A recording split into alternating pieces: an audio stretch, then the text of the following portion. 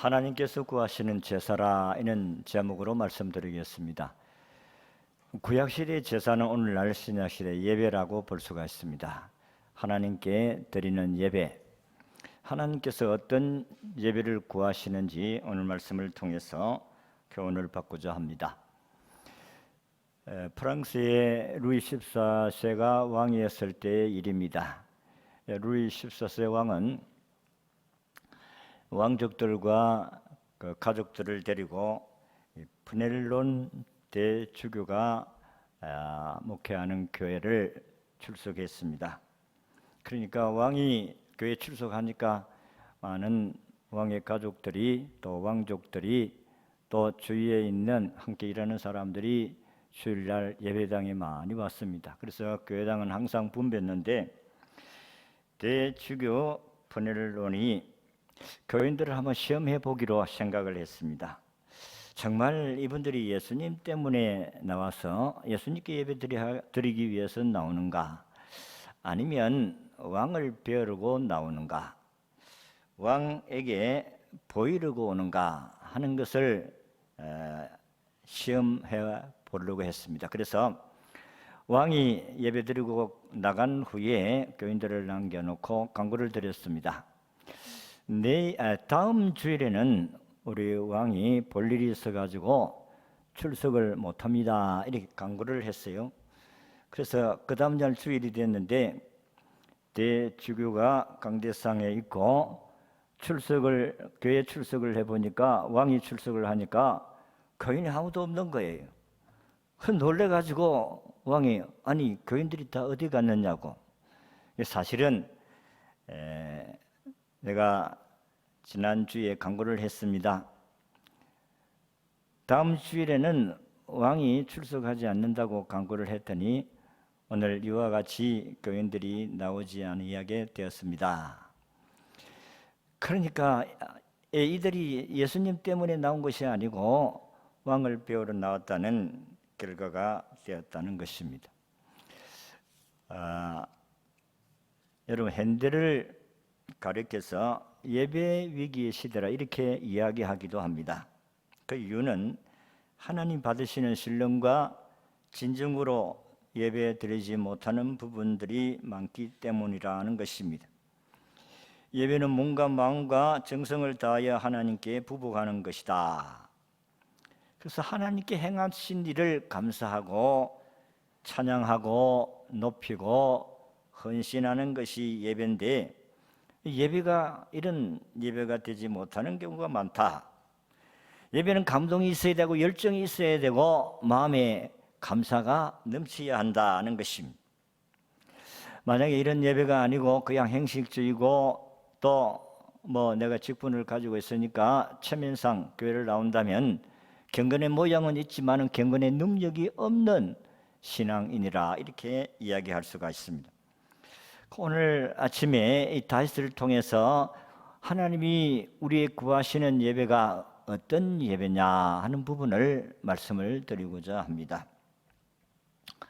하나님이 기뻐하시는 예배를 드림으로 하나님께 영광이고 또 우리에게 하나님 주시는 은총을 풍성하게 누리면서 살아갈 수 있기를 바랍니다. 첫 번째는 하나님이 오늘 우리가 읽은 17절의 말씀을 보니까 상하고 통회하는 마음으로 드리는 제사를 요구한다. 우리 17절을 읽겠습니다. 시작. 하나님께서 구하시는 제사는 항한 심령이라.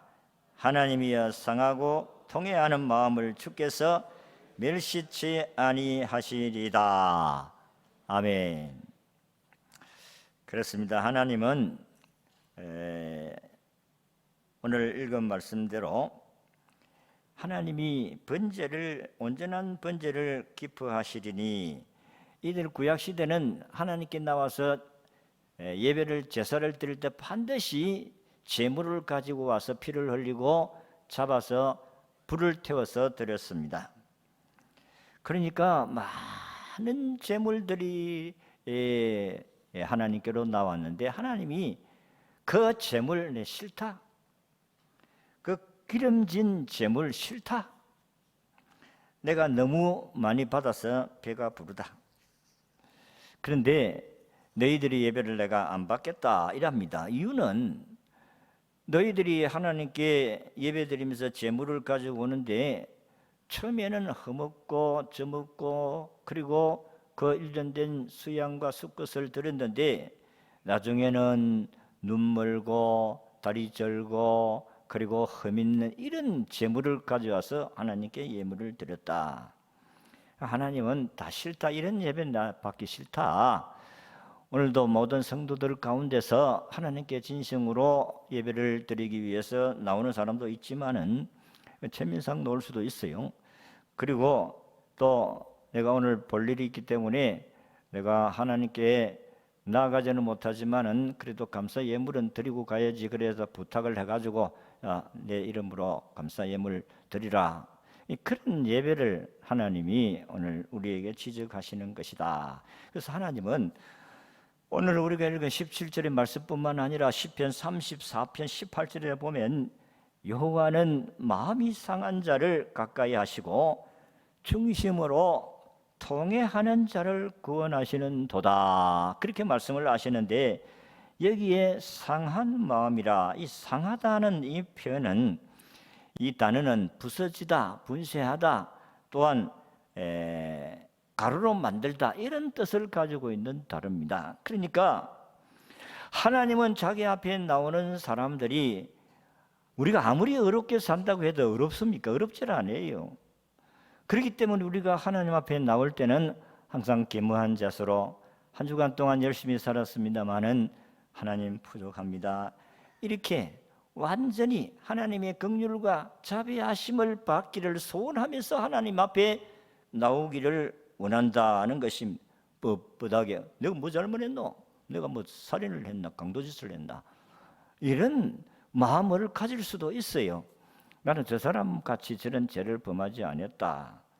여러분, 우리가 의로운 사람은 없다고 성경이 분명히 말씀하시고 행동으로 범하지 않아도 마음으로 범한 죄는 다 있습니다. 그렇기 때문에 의인은 없나니 한 사람도 없다 그랬습니다.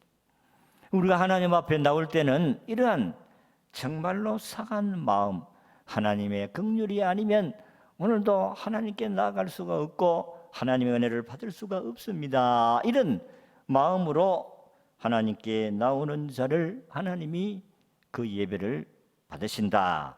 이사야 53장 5절에 보면 그가 상함은 우리의 죄악을 인함이라. 우리 주님이 상한 이유가 우리 죄 때문이라고 했습니다. 그렇기 때문에 우리는 그 죄를 용서받기 위해서 뻣뻣하게 나와가지고 무슨 용서를 받아요? 하나님, 내가 열심히 살려고 했지만은 부족한 것이 많습니다. 오늘도 하나님의 긍휼을 입혀주시고 부지 중에 내가 알지 못해서 혹 범한 죄라도 깨닫게 하시고 회개하게 하시고, 또 이런 부분들은 내가 한 주간 동안 살아보니까 너무 잘못된 것 같습니다. 하나님 용서해 주시옵소서. 이런 통회하는 마음을 하나님이 기뻐하시는 줄로 믿으시기를 바랍니다. 중세의 성자 버나드는 주님이 상하신 모습을 찬송가 145장 1절에 이렇게 노래를 했습니다. 오 거룩하신 주님, 그 상하신 머리 조롱과 욕에 쌓여 가시가 섰었네. 아침 해처럼 밝던 주님의 얼굴이 고통과 치욕으로 창백해지셨네. 여러분, 하나님 앞에 나오기를 원하는 사람들은 이 예수 그리스도께서 당하신 이 고난을 통해서 우리가 하나님께 나오게 되어진 줄로 믿으시기를 바랍니다. 예수님이 상하심이 아니면 우리는 하나님의 긍휼을 받을 수가 없어요. 예수님 때문에 우리는 하나님께 당당하게 나오게 되어진 줄로 믿습니다. 예수님이 우리 때문에 얼마나 고통과 눈물과 통곡으로 하나님께 기도했는지 몰라요. 겟세마네 동산에서 땀이 땅에 얼마나 간절히 기도했더니 땀이 범벅이 됐는데 그 땀이 땅에 떨어지는 그 땀이 핏방울 같이 되었더라, 그렇게 성경이 기록을 하고 있습니다. 주님이 얼마나 가슴 아프고 또 십자가에 달리시는 그 고통을 주님이 아셨기 때문에 그 십자가에 달리지 아니하고 인간을 구원할 수 있는 방법이 없을까 하고 그런 밤을 새워 하나님께 통곡하며 기도했어요. 히브리서 5장 7절에 보니까 심한 통곡과 눈물로 간구와 소원을 올렸더라. 예수님께서 저와 우리들의 죄악 때문에 하나님의 아들됨을 포기하고 온 몸과 영혼이 상하고 부서졌습니다. 그래야 우리들의 모든 죄악을 도말하시고 우리를 지옥의 저주에서 건져주심을 믿으시기를 바랍니다. 예수 그리스도의 상함이 아니시면 우리는 하나님께로 나아갈 수가 없다는 사실입니다. 우리는 주님을 생각하면 참으로 감사하고 통회하고 눈물을 흘릴 수밖에 없는데 세월이 지나다가 보니까 이 주님의 사랑과 은혜를 잊어버릴 때가 많다는 것입니다. 또 잊어버리고 사는 경우도 있습니다. 회복해야 될 줄로 믿습니다. 저도 마찬가지고 예수를 믿고 은혜 받고 난 후에 얼마나 고맙고 감사한지. 우리가 살던 어린 시절에는 다 어렵게 살던 시절이었기 때문에 우리 아버지에게 뭐 좀 사주세요, 우리 어머니에게 돈 주세요 하면 돈 없다, 다음에 줄게. 아니 돈 있으면서도 없다 해요 항상 옛날에는. 그래서 아니 회비를 3개월 동안 밀렸는데 아니 회비를 줘야 옛날에는 초등학교 때도 공부를 하잖아요. 그러니까 3개월 밀리니까 선생님, 야, 너가 어머니 데려오느라 집에 보내고 학교 공부를 안 하고 안 시키고. 그래서 집에 가라고 하는데 집에 갑니까? 한참 놀다가 아이들 이제 마칠 때쯤 되면 이제 집에 가잖아요. 그러면 내일은 어쨌든 회비를 가져가야 된다. 그래서 목숨 걸고 돈을 내놔라고 합니다. 돈 내놔라. 응? 그래야 공부를 하지. 그래도 이놈아 다음에 주겠다, 다음에 주겠다고 하고 그래 가라. 그게 통합니까? 선생님이 너 어머니 데려오라고 하는데. 그래서 때를 쓰고 돈을 주라고 그래가지고 돈을 안 주니까 감을 지르고 동네 방네 외고 돈 내놔라, 회비 주라. 그래 남사시로 가지고 없다도 돈이 나오더라고요. 이야 참, 내가 예수를 믿고 깨달은 진리 가운데 하나가, 야 우리 육신의 부모도 때를 쓰고 달라고 하니까 돈이 나오는데, 아니 예수를 믿고 보니까 우리 하나님 참으로 부자더라고요. 그래서 아이고 하나님께 구하면 주신다 했으니까 구해야 되겠다. 그래서 그때부터 기도가 시작된 게 오늘까지 오게 된 것입니다. 기도하니까 신비한 거예요. 이상하게 기도했는데 뭐가 준다? 야 하나님이 계시는 것 같다. 야 참 신비하다.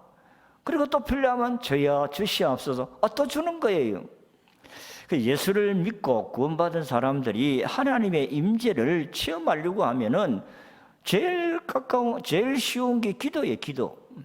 저는 그런 체험을 한 사람 가운데 하나인 줄로 믿으시기를 바랍니다. 그러니까 얼마나 고마워요. 그래서 하나님께 나와서 예배 드릴 때마다 기도하면 가장 고맙고 감사하고, 우리 하나님 아버지 부자인데 육신의 아버지는 가난하지만은 우리 하나님 아버지는 부자다. 아버지 하나님을 내 아버지로 모시게 되었으니 감사합니다. 하면 눈물이 주르르 흐르고. 근데 요새는 그런 눈물이 없어가지고 오늘 성경을 이 설교를 준비하면서 주여 눈물을 주시옵소서. 그렇게 기도를 했다니까요. 하나님의 사랑과 은혜를 잊어버리면 그런 감사의 마음이 안 생겨지는 거예요. 여러분들이 이제 밥먹을만 하니까 기도가 잘 안 되십니까? 하나님의 은혜를 다시 회복하시기를 바랍니다. 어떻게 나를 구원하셨는지 하나님의 은혜를 생각하니 너무 감사하고, 또 목회를 하니까 너무 힘들었을 때 또 울고 하나님 도와주세요. 그 눈물을 주시고, 그 눈물을 하나님 주시면은 여러분들이 마음이 평안해지고 여러분의 마음의 근심도 다 날려버리게 될 줄로 믿습니다. 그래서 하나님은 오늘 눈물을 좋아하시는 거예요. 상한 마음을 하나님이 받으신다. 그래서 상한 마음이라는 것은 여러분의 허물과 죄 때문에, 그리고 자신이 어떤 사람인데 하나님께서 나를 이와 같이 구원해 주셨는가, 또 직분도 주셨는가, 이거 생각하면 그저 감사할 수밖에 없다는 것입니다. 이런 마음을 하나님 기뻐하신다는 것을 믿으시기를 바랍니다. 뻣뻣하게 살아있는 재물은 하나님 안 받습니다. 재물은 반드시 어떻게 되어야 돼요? 하나님께 나오는 재물은 어떻게 되어야 됩니까? 잘 모르십니까? 죽어야 되는 거예요. 잘 모르시니까 눈물이 안 나오지요. 여러분, 재물은 하나님께 나오면 어떻게 되어야 된다고요? 죽어야 됩니다. 피를 흘려야 돼요. 그래야 죄 사함이 있다는 것입니다. 우리가 아무리 열심히 살아도 우리는 허물이 많습니다. 여러분들이 예수를 믿으면 새 사람이 되는데, 새 사람이 되었다는 것은 하나님의 자녀가 되었다는 그런 말씀입니다. 그럼 하나님의 자녀가 되었다고 해서 죄 안 짓습니까? 그럼 죄 안 지어요? 죄 짓습니다. 그럼 천당 가요, 못 가요? 예? 이러니까 구원의 확신이 없으니까 이단에 넘어가는 사람이 있지요. 우리는 죄를 지어도 어디 갈 수 있어요? 천국 갈 수가 있습니다. 그렇다고 해서 고의로 죄를 지을 수는 없지요. 이제는 예수 믿고 천당 가는 거 티켓 따놨으니까 개판치도 되겠다. 천만의 말씀 오시다. 성경 보세요. 그럴 수가 없느니라. 내가 천국 가는 백성이 되었다고 해서 이제는 마음대로 살아도 나는 천국 간다. 아니 옳시다. 구원받은 사람들은 어떻든 말씀대로 살아보려고 노력하고 힘쓰고 애를 쓰고 몸부림치고, 그게 신앙생활인 거예요. 여러분들이 좋은 옷, 새 옷 입고 바깥에 나가면은 아무 데나 앉아요? 함부로 앉았습니까? 어떻게 합니까? 옷을 잘 보호하기 위해서, 관리하기 위해서 아무 데 안 앉는 거예요. 의자를 앉아도 손수건을 내놓고 좋은 옷에는 그 딱 깔고 그렇게 앉잖아요. 아닙니까? 예수를 믿으면 구원받은 사람은 깨끗한 하나님의 사람이 된 거예요. 그러면 우리는 하나님의 사람으로 그렇게 살려고 노력을 하고 힘쓰고 애를 써야 되죠. 그게 신앙생활인 겁니다. 나는 오늘 아침에 김진홍 목사 그 목사의 설교를 한 편씩 듣는데, 오늘 아침에 듣는 가운데 자기의 어머니 아버지가 사찰을 했다는데 너무 어려워가지고, 그래가지고 자기는 사찰의 아들이니까 옛날에는 불을 피워야 되는데 장작기로, 자기는 이제 불 피우는 그런 당번을 해가지고 불을 잘 피우면은 교인들에서 나 불을 잘못 피워가지고 예배에서 연기가 나오면은 괜히 자기를 쳐다본다 이게요. 오늘 저 진웅 아들이 왜 이리 지금 불을 잘못 피웠는다, 연기를 내가지고 예배를. 어쨌든 막 자기는 불을 피우는데 하여튼 한 1년간 하니까 전문가가 돼가지고 불을 쫙 예배 잘 드리게 됐는데, 그런데 자기는 그렇게 모태신앙입니다. 그리고 교회에서 사찰을 하고 그랬는데도 예수를 못 만났다는 거예요. 나중에 대학교 데모하다가 잘못해가지고 감옥에 가가지고 한 2년 있었는데, 감옥에서 예수님 성령 체험했다는 이야기를 하셨어요. 여러분, 교회에 나와도 아무리 모태신앙이라도 은혜를 체험하지 못하고 사는 사람들이 있다니까. 이런 사람들은 은혜를 체험하지 못하고 나온 사람은 통해라는 게 없어요. 그리고 회개라는 것도 없다니까. 감사라는 것도 없어요. 모태신앙이 다 모태가 아니고 못하는 사람도 있다, 이런 말이에요. 그래가지고 은혜를 받고 하나님께 이렇게 봉사를 했다고 하는데, 우리가 예배 드리러 왔었을 때에 내가 하나님의 은혜로 구원받았구나. 내가 천국 가는 사람이 되었구나. 내가 일이 부족한데도 내가 그래도 또 실수하고 그런데도 나는 천국 가나. 이 생각하면 그저 감사하잖아요. 예? 아니, 나는 허물이 많고 실수하고 그럼에도 불구하고 내가 천국 간다고 생각하니까 너무 감동스러운 거예요. 그래서 우리가 하나님 앞에 나올 때는 주님, 한 주간 동안 열심히 산다고 했지만은 역시 인간은 토별 수가 없습니다. 주여, 오늘도 용서하시고 나를 받아주시옵소서. 이런 마음을 하나님이 기뻐하신다는 사실을 믿으시기를 바랍니다. 이런 마음으로 나와야 돼. 이런 마음이 되어야 됩니다. 두 번째는 하나님은 긍휼과 용서와 사랑의 예배로 요구하신다. 하나님은 우리가 긍휼과 용서와 사랑의 마음으로 하나님께 나오는 것을 기뻐하시고 또 이런 예배를 받으시고, 또 예배라는 것은 여러분 두 가지 예배가 있지 않습니까? 의식적인 예배와 생활 예배. 오늘 이렇게 시간 안에서 우리가 드리는 이 예배는 의식적인 예배예요. 그래서 생활 가운데서 말씀대로 열심히 살려고 하는, 선한 삶을 살려고 하는 이는 생활의 예배라고 합니다. 어쨌든 하나님은 오늘 우리에게 긍휼과 용서와 사랑의 마음을 요구하신다. 여러분들이, 우리 주님이 우리를 불쌍히 여겨가지고 나를 택하여 주시고 구원해 주셨습니다. 여러분, 예수님의 예표적인 삶을 살았던 예수님의 조상인 다윗은 모두를 불쌍히 여기는 긍휼과 용서와 사랑의 제사를 드렸더라 그랬습니다. 다윗은 오늘 18절에 보니까 주의 은택으로 시온의 선을 행하시고 그렇게 말씀을 했습니다. 하나님의 은혜를 받고 자기가 선한 삶을 사는 사람이 되었다는 것입니다. 하나님이 우리를 불쌍히 여기지 아니하시면 우리는 하나님의 긍휼을 받을 수가 없어요. 사람이 남을 도와주는데도 참 불쌍하다 이런 마음을 가지게 되었을 때에 우리는 그 사람을 도울 수 있는 마음이 생겨지게 되어진다는 것입니다. 여러분들이 CTS나 이런 방송을 저 아프리카에 그 먹지를 못해서 항상 마른 사람들을 그 영상으로 비춰주는 걸 보면 불쌍하잖아요. 그래서 그들에게 얼마씩 그래도 10,000원이면 하루를 먹을 수 있다. 뭐 한 달을 먹을 수 있다. 하여튼 뭐 그렇게 하면서 할 때에 마음이 움직여지잖아요. 그래서 저도 마찬가지로 이렇게 불쌍한 마음을 가지니까 도와드리게 되어지고, 하나님도 우리의 이런 마음을 가지는 것을 기뻐하신다 하는 것입니다. 여러분, 다윗은 다윗의 생애를 보면은 참으로 그는 분노와 정오와 저주의 마음을 가지고 살아갈 수 있는 사람입니다.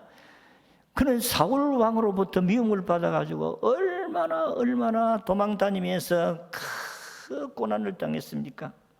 인간적으로 생각하면 사울 왕은 다윗의 철천지 원수입니다. 그가 자기를 잡으려고 3,000명이나 되는 군사를 풀어서 죽이려고 그렇게 하는데 하나님은 불사조같이 지켜주심으로 그가 죽음을 당하지 않게 되는 줄로 믿습니다. 그러나 오히려 자기를 죽이려고 했던 사울을 죽일 기회가 2번이나 있습니다.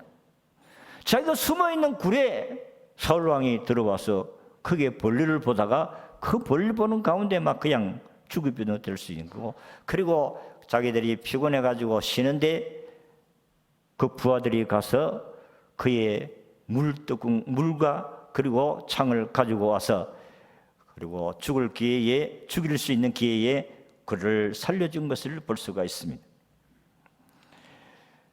부하들은 왕이여, 하나님이 우리에게 원수를 죽일 수 있는 기회를 주셨어요. 죽입시다. 제가 명령만 하면 가서 죽이겠습니다. 그렇게 이야기했을 때에 다윗은 죽여서는 안 된다. 하나님의 기름 부으신 자를 내가 어떻게 죽이겠나. 죽이지 마라. 오히려 다윗은 살려줍니다. 이게 긍휼히 여기는 마음을 하나님이 주시기 때문에 가능한 거예요. 그래서 사울의 아들 요나단과 약속한 것 때문에 네가 잘 되면 내가 너를 도우고 네가 잘 되면 나를 도와달라 이렇게 약속을 하고 헤어졌는데 요나단은 전쟁에 죽습니다. 사울왕도 죽어요. 완전히 사울 왕가가 완전히 망했습니다. 그런데 그 자손들 가운데서 요나단의 아들 사울의 손자 무비보셋이 살아 있습니다. 자기 친구 요나단과 약속한 것 때문에 그 요나단의 아들 가운데 살아있는 사람이 없는가 하고 살피더니 무비보셋이 있는 거예요. 그는 장애자입니다. 그 유모가 그를 크게 난리가 났을 때에 업고 가다가 그냥 떨어뜨려 가지고 장애자가 된 거예요. 다리를 2다리 접니다. 그래서 다윗이 무비보셋이 어디 있느냐 찾아오너라. 그래가지고 찾아와서 그를 왕궁에 자기 아들같이 같이 그렇게 함께 식사를 나누면서 그를 보살펴 준 것을 볼 수가 있습니다. 이 다윗이 철천지 원수의 손자 무비보셋을 그렇게 도와주었습니다. 무비보셋은 왕에게 불려왔을 때 얼마나 놀랬겠어요? 아이고 나는 이제 죽었다. 우리 할아버지의 원수인 우리 다윗에게 내가 불려갔으니 나는 죽겠다. 부들부들 떨 때에 다윗이 야 두려워하지 말라. 내가 너 아버지와 약속한 것 때문에 너는 나와 함께 이 왕궁에서 같이 잠을 자고 같이 먹고 그렇게 지내거라. 그때에 무비보셋이 뭐라고 이야기합니까? 사무엘하 9장 8절에 그가 절하여 이르되 이 종이 무엇이기에 왕께서 죽은 개 같은 나를 돌아보신나이까. 그렇습니다. 원수의 후손인 손자 무비보셋을 다윗은 긍휼히 여기시고 불쌍히 여겨주셔서 그를 돌봐 주신 것을 볼 수가 있습니다. 다윗뿐만 아니고 예수님을 가장 많이 닮은 사도 바울도 다윗의 뒤를 이어서 긍휼과 용서와 사랑의 사람이 되었습니다. 여러분 잘 알다시피 바울은 원래 바리새인 중에 바리새인이요 종교적으로는 모든 것에 흠이 없게 살았던 사람 가운데 한 사람이고 그는 자기 종교적인 입장에서 소신 있게 자기가 믿는 유대교 외에는 다 이단이라고 생각했어요. 그래서 기독교, 예수교는 이단이라고 생각하고 그를 따르는 사람을 다 잡아서 죽이고 옥에 가두고 그렇게 했습니다. 그래서 그가 예수를 만나고 난 후에 나중에 고백한 내용이 나는 해방자요 핍박자요 폭행자였는데 주님이 나를 귀하게 여기가지고 하나님께서 직분을 주셨더라 이렇게 이야기를 해요. 디모데전서 1장 13절에 내가 전에는 몰라서 그랬다. 그런데 주님이 도리어 긍휼을 입혀 주셨다. 여러분 그렇잖아요. 원수가 예수님의 제자가 된다는 것 상상할 수도 없는 일인데 자기가 예수님의 제자가 되었다는 그것은 예수님이 나를 긍휼히 여겨주셨기 때문에 다시 말해 불쌍히 여겨주셨기 때문이다 하는 것입니다. 우리들도 예배 드리러 와서 하나님께 예배 드릴 때 참 복잡한 마음들이 많습니다. 고민스러운 게 많아요. 오늘도 예배 드리러 올 때에 부부가 서로 별거 아닌가 말다툼을 해가지고 한바탕 하고 교회에 앉아 있으니까 이 인간을 용서해야 되나 말아야 되나 아이고, 고민하고 이 예배 받으시겠나 안 받으시겠나 아이고, 직장 생활 하다가 큰 마음이 상한 자를 생각하면 또 울분이 푹 솟아오르고 이래서 우리가 하나님 앞에 나올 때에 하나님이 불쌍히 여기는 마음을 달라고 기도해야 됩니다. 불쌍히 여겨 주옵소서. 하나님이 불쌍히 여겨주는 마음이 없으면 불쌍히 여길 수 없는 줄로 믿으시기를 바랍니다. 성경에 보면 예수님이 귀신 들린 자나 그리고 죽은 자나 병든 자나 다 불쌍히 여겼었다 그렇게 이야기를 해요. 예수님께서 자기에게 오는 큰 무리를 보시고 불쌍히 여기시고 그래가지고 그 사람들을 먹을 것을 주시고 병든 자를 볼 때에 불쌍히 여겨주시고 또 죽은 과부의 과부의 아들이 죽었을 때에 그 과부를 보고 불쌍히 여기시고 울지 말라 하면서 그 청년을 살려주신 것도 볼 수가 있습니다. 그리고 문둥병자 걸린다든지 귀신 들린 자들이든지 간음하다가 현장에 잡힌 여인이라든지 이런 자들을 다 주님이 긍휼과 불쌍히 여기시고 이들을 사해 주신 줄로 믿으시기를 바랍니다.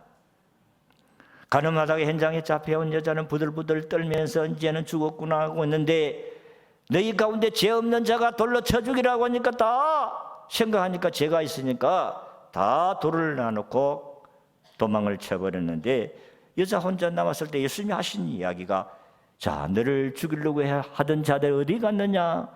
모르겠습니다. 다 없나이다. 나도 너를 정죄하지 아니하노니 다시는 죄를 범치 말라고 하면서 그를 용서해 주셨던 것을 볼 수가 있습니다.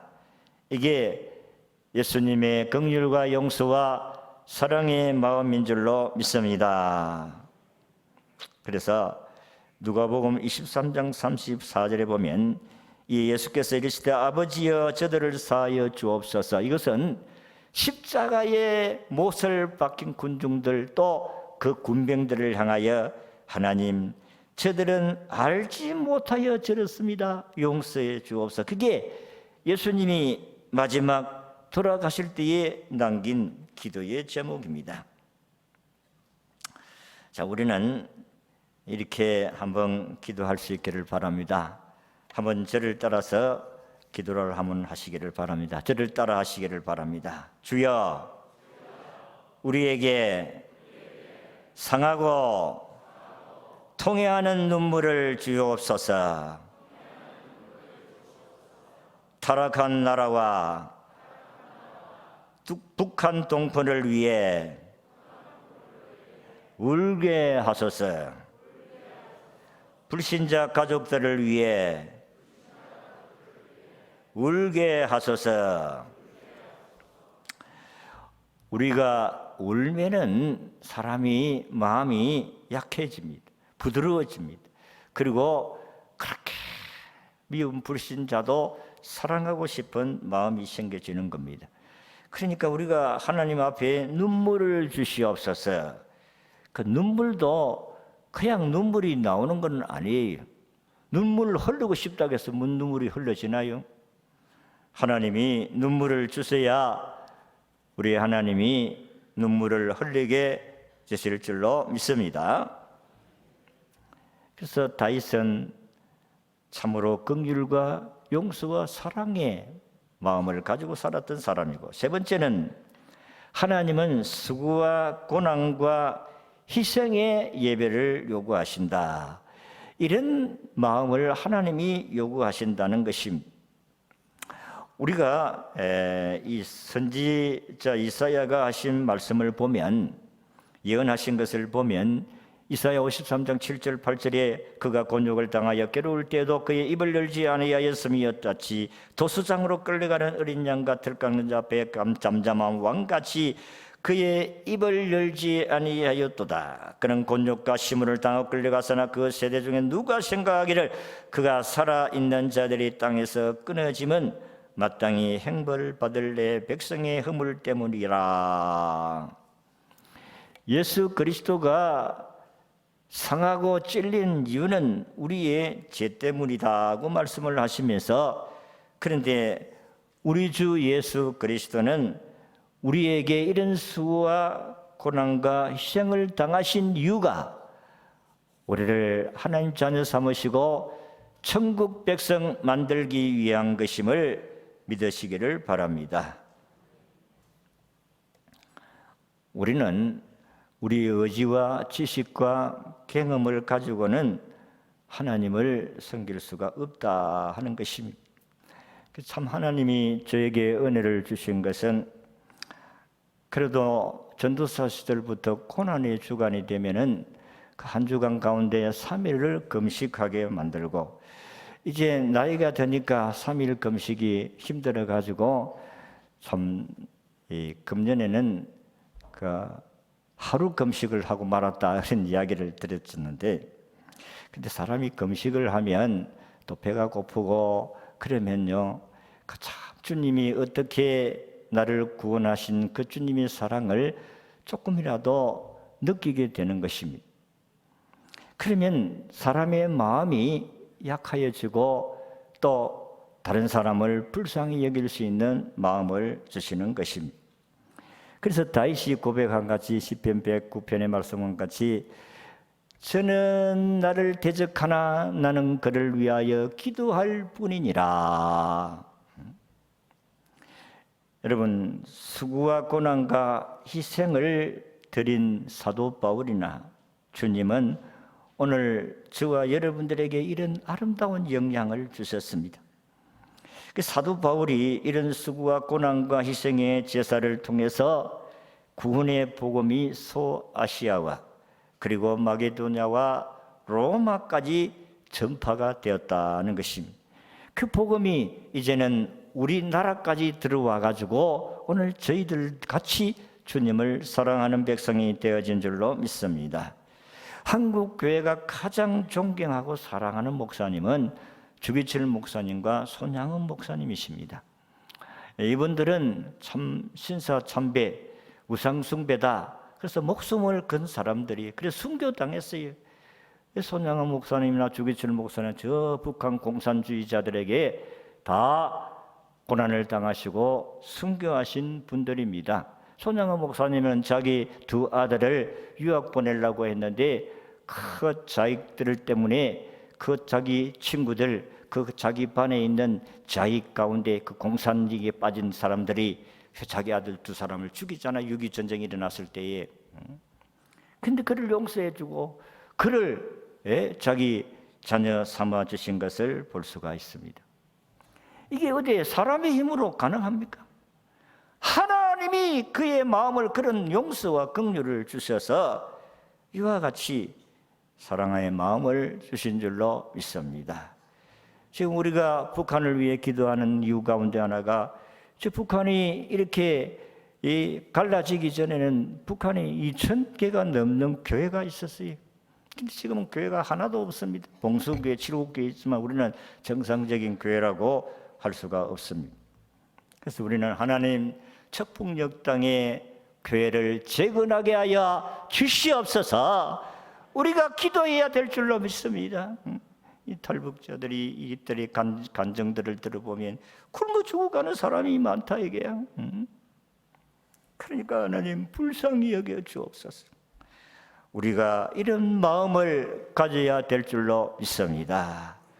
저들은 우리를 대적하고 우리를 죽이려고 해도 우리는 그냥 기도할 뿐이니라. 다윗과 같이 우리는 하나님께 기도할 뿐이니라. 하나님이 요구하시는 거창한 것이 아닙니다. 하나님은 오늘 우리가 하나님 앞에 나올 때에 상하고 통회하는 마음, 긍휼히 여겨달라는 마음, 이런 예배로 하나님께 나오는 자들을 주님이 기뻐하시고 그리고 용서와 사랑으로 하나님을 섬기려고 하는 이 마음을 받으시고 그리고 희생의 예배를 하나님이 받으신다는 사실을 기억하고 이 예수님의 사랑으로 우리 바울과 같이 다윗과 같이 이런 섬김으로 하나님께 영광을 돌려드리고 모든 이웃들에게 희망과 용기를 주는 저와 여러분이 되시기를 진심으로 바랍니다.